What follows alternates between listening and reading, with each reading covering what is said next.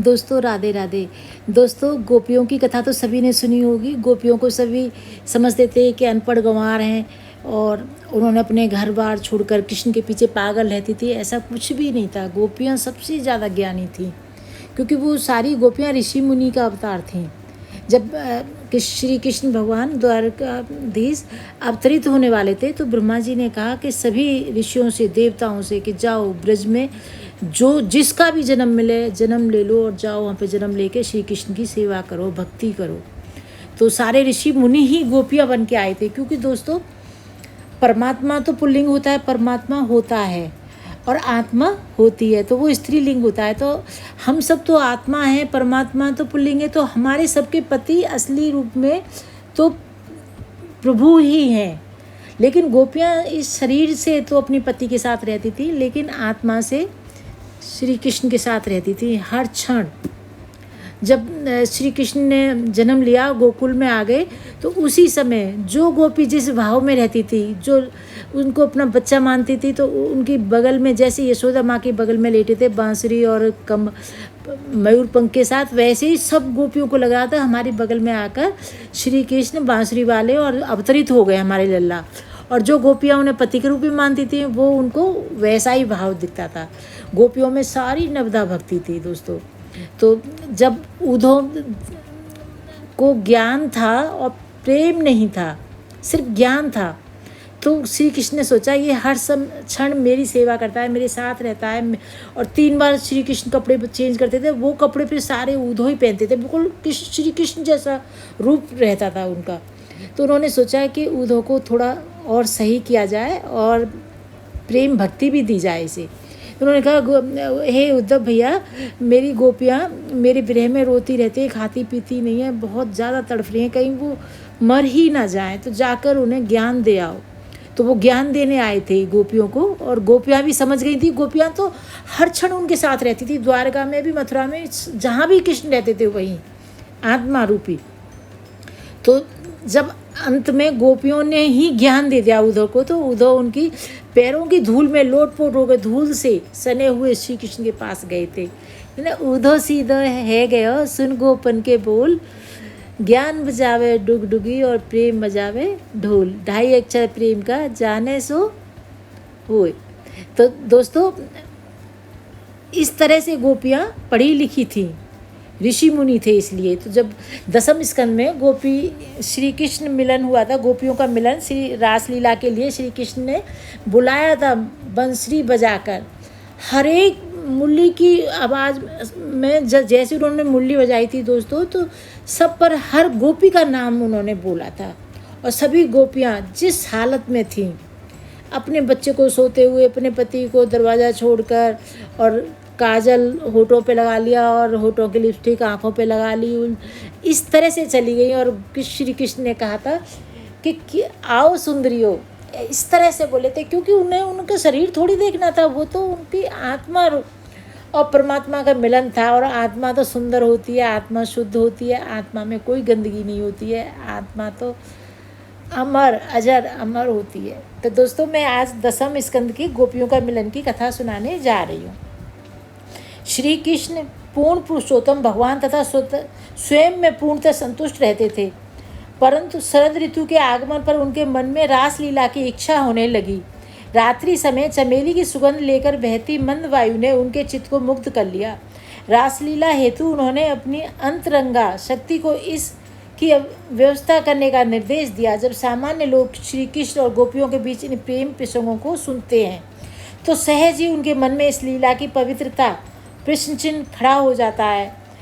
श्री प्रभुपाद ने बारंबार बल देकर इन लीलाओं के शुद्ध स्वभाव को समझाने का प्रयास किया है, और हमारे पूर्ववर्ती आचार्यों ने भी अपनी शिक्षाओं के माध्यम से इस विषय में शंका की कोई संभावना नहीं छोड़ी है। उन्होंने स्पष्ट वर्णन किया है कि श्री कृष्ण स्वयं में पूर्ण संतुष्ट हैं और उन सांसारिक इच्छाओं से मुक्त हैं जो व्यक्ति में किसी अभाव अथवा कमी की भावना द्वारा उत्पन्न होती है। वास्तव में मनुष्य जगत में हम जितने भी प्रेम प्रसंग देखते हैं वे सब श्री कृष्ण और उनके भक्तों के बीच प्रेम की विकृत परछाइयाँ ही होती हैं। यदि हम स्वयं ऐसे प्रेम प्रसंगों को सुख भोगना चाहते हैं तो फिर भगवान इनका सुख क्यों नहीं ले सकते? क्या उन्हें ऐसा करते देखकर उन पर दोषारोपण करना उनके प्रति हमारे द्वेष का चिन्ह नहीं है? गोवर्धन लीला को लगभग 1 वर्ष होने आया। उसके कुछ दिन पूर्व ही शरद पूर्णिमा आती है। उस समय श्री कृष्ण लगभग 8 वर्ष के थे। जैसे ही चंद्रमा ने पूर्व दिशा से प्रकट होकर क्षितिज को अपनी लालिमा से सराबोर किया, ऐसा लगा मानो अपने प्रिय पति को लंबे समय बाद घर लौटा देखकर उसकी पत्नी से अपने मुख को केसर से सजाया हो। श्री कृष्ण ने उगते चंद्रमा का अभिवादन कर रहे कमल फूलों को देखा। पूरा वन पूर्ण चंद्र की कांति से आलोकित हो गया। पूर्ण चंद्रमा को देखते ही दोस्तों, इससे पहले मैं पूरी कथा सुनाने से पहले मैं बताना चाहती हूँ, जब इन्होंने रासलीला की थी तब सिर्फ 8 वर्ष के थे। अब आप बताइए 8 वर्ष के बच्चे के साथ तो बच्चे जैसा ही व्यवहार होता है। अगर गोपियाँ अपना घर छोड़ के गई थी तो 8 वर्ष के बच्चे के पास गई थी, लेकिन वो आत्मा थे, वो परमात्मा थे, उनकी कोई आयु नहीं थी। वो तो पूर्ण मिलन के लिए गोपियाँ अपना घर द्वार छोड़ के गई थी कि अब हमारे प्रभु असली पति, असली परमेश्वर परमात्मा आ गए हैं, तो अब हमारा इस घर से कोई रिश्ता नाता नहीं है। तो पूर्ण चंद्रमा को देखते ही श्री कृष्ण को गोपियों के किए गए कात्यायनी व्रत का स्मरण होने लगा, क्योंकि कात्यायनी व्रत उन्होंने इसलिए किया था कि हमें श्री कृष्ण पति के रूप में प्राप्त हों। उन्होंने विचार किया कि गोपियाँ उन्हें पति रूप में पाना चाहती थी और उनके साथ रासलीला करके उनकी इच्छाएं पूरी करने का यह सही समय है। भगवान श्री कृष्ण मंद स्वर में अपनी बंसी बजाकर सुंदर गोपियों के चित्त हरने लगे। श्री कृष्ण ने चंद्रवंश में जन्म लिया, इसलिए उनकी इस रासलीला के आरंभ में चंद्रदेव एक महत्वपूर्ण भूमिका निभाने के लिए आए। जब ब्रज युवतियों ने श्री कृष्ण की बांसुरी की लहर को सुना तो मंत्रमुग्ध हो उनके चित्त में प्रणय भावना उमड़ने लगी। वे उस स्थान की ओर दौड़ने लगी जहाँ श्री कृष्ण खड़े थे। दौड़ते समय उनके कुंडल आगे पीछे हिल रहे थे। उन्हें एक दूसरे की उपस्थिति का कोई भान नहीं था। कुछ गोपियों ने जब श्री कृष्ण की बांसुरी का स्वर सुना, उस समय वे गायों का दूध दुह रही थी। वह उसे वहीं छोड़कर कृष्ण को देखने दौड़ पड़ी। कुछ गोपियाँ चूल्हे पर उबलते दूध को छोड़कर, कुछ चूल्हे को अध जला छोड़कर, कुछ गोपियाँ कपड़े पहन रही थी, कुछ अपने बच्चों को दूध पिला रही थी, कुछ अपने पतियों की सेवा कर रही थी। परंतु बांसुरी का स्वर सुनते ही उन्होंने सब कुछ छोड़ दिया और श्री कृष्ण की ओर दौड़ चली।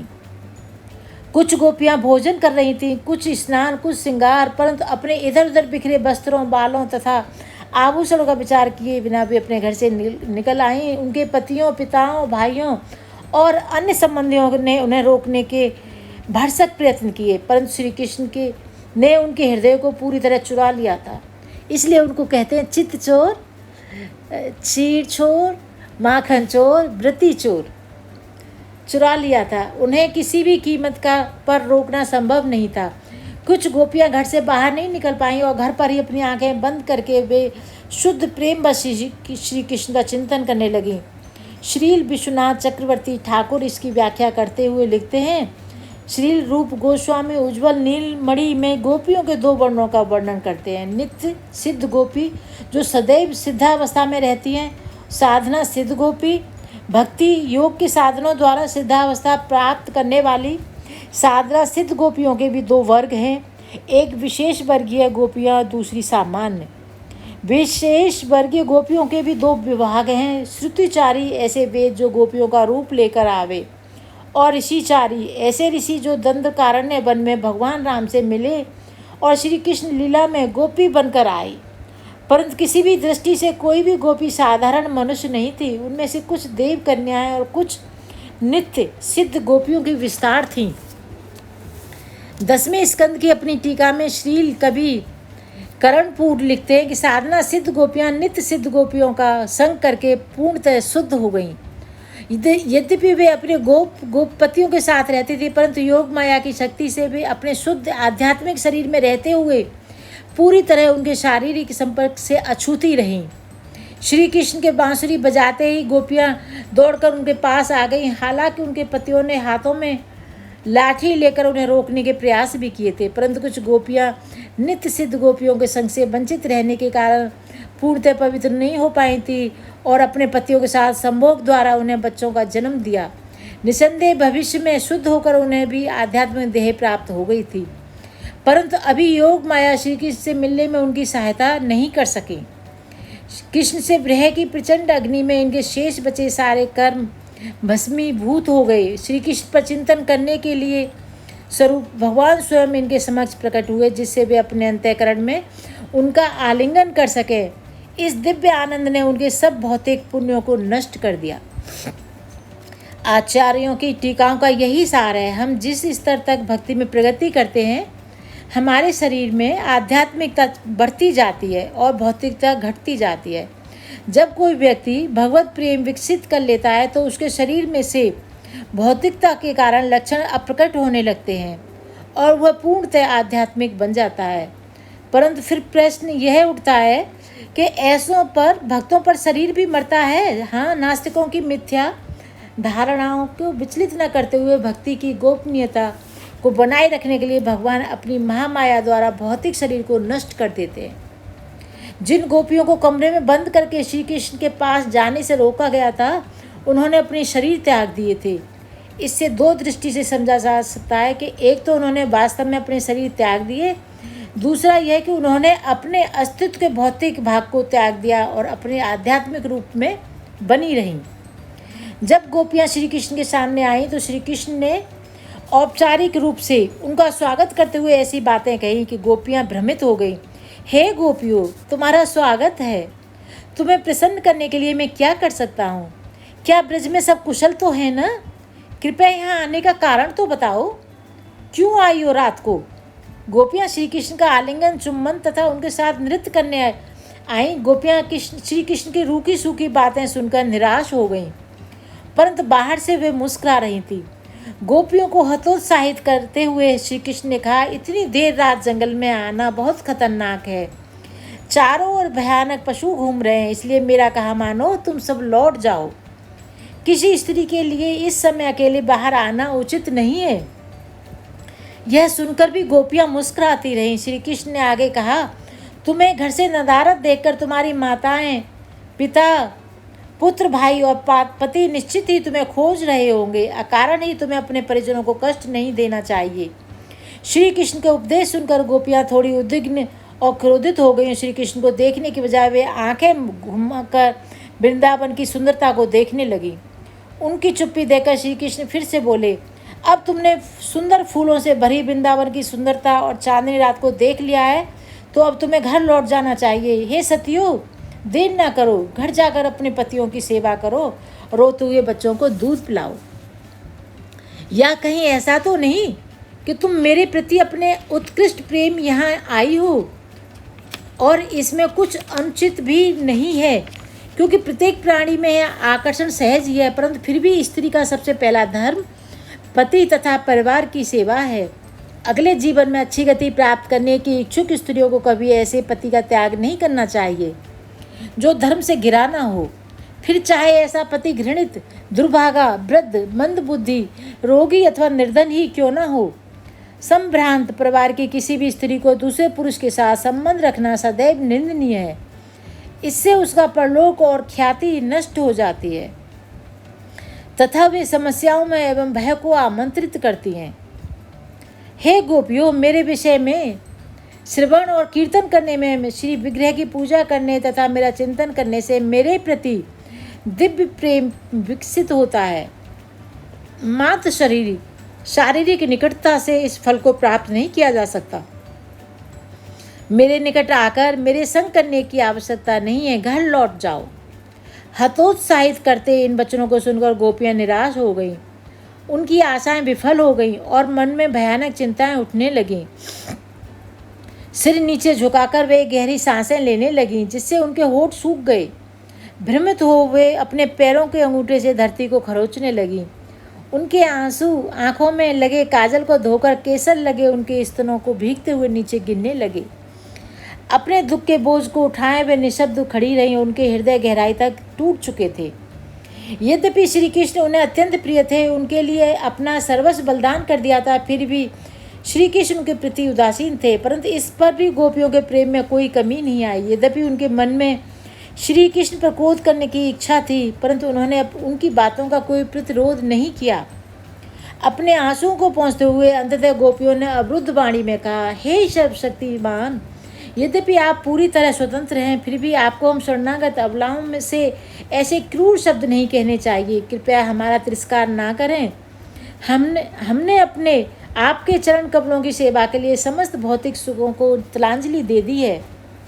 हाँ, आपसे सहमत हैं कि स्त्री का परम धर्म पति, बच्चे एवं अन्य परिजनों की सेवा करना है, परंतु आपकी भक्ति एवं सेवा करके इस धर्म का सर्वोत्तम रूप से पालन होता है, क्योंकि आप ही समस्त जीवों के परम हितैषी मित्र हैं। आप हमारे ऊपर व्यभिचारी होने का आरोप नहीं लगा सकते, क्योंकि आपसे आकर्षित होना तो प्रत्येक जीव का सहज स्वभाव है। चूँकि आपने एक बार हमारे स्तनों का स्पर्श करके हमारे हृदयों को चुराया है, इसलिए अब हमारे पतियों, बच्चों, परिजनों का क्या लाभ। इसलिए कृपया हमें अपनी कृपा प्रदान करें। हे कमल नयन, दीर्घ काल से हमारे चित्त में आपके संग की उत्कंठा है, कृपया इसे आशा को मत काटिए। अब तक हमारा मन घर गृहस्थी के कार्यों में मग्न था, परंतु आज आपने हमारे चित्त चुरा लिए हैं। कृपया हमें अपने चरण कमलों से दूर जाने के लिए ना कहिए। हम किस प्रकार ब्रज में लौट कर जाएं, वहाँ हमारा क्या बचा है। हे कृष्ण, आपकी मुस्कान भरी दृष्टि, बांसुरी का मधुर गीत हमारे हृदयों को दहका रहा है। कृपया अपना अधरामृत छिड़कर उस अग्नि को शांत कीजिए। यदि आप ऐसा नहीं करते तो हम अपने शरीर इस ब्रह अग्नि को सौंप देंगी और योगियों के समान आपका चिंतन करते हुए आपके चरण कमलों को प्राप्त करेंगी। आपके वक्षस्थल पर निवास करने वाली श्रीमती लक्ष्मी देवी भी निरंतर आपके चरण कमलों की धूलि प्राप्त करने की आकांक्षा करती हैं। हे शोकहारी, हमारे ऊपर थोड़ी कृपा कीजिए। आपके चरण कमलों को प्राप्त करने के लिए हमने अपने घर परिवार आदि सबका त्याग कर दिया है। आपकी सेवा के अतिरिक्त हमारी कोई इच्छा नहीं है। हे पुरुष शिरोमणि, कृपया हमें अपनी दासी बना लीजिए। बालों की लटों से सजे आपके सुंदर मुख कुंडलों से सुशोभित आपके गालों, अमृत भरे आपके होठों, आपके मृदु कटाक्षों, भय का दमन करने वाली आपकी दोनों भुजाओं और लक्ष्मी के आनंद के एकमात्र स्रोत आपके वक्षस्थल को देखने के बाद हमारे मन में और कोई इच्छा शेष नहीं रही। हम केवल आपकी दासी बनना चाहती हैं। जय श्री कृष्ण। दोस्तों, अब इससे आगे की भागवत कथा कल सुनाऊंगी। इसके बाद भागवत भगवान की आरती।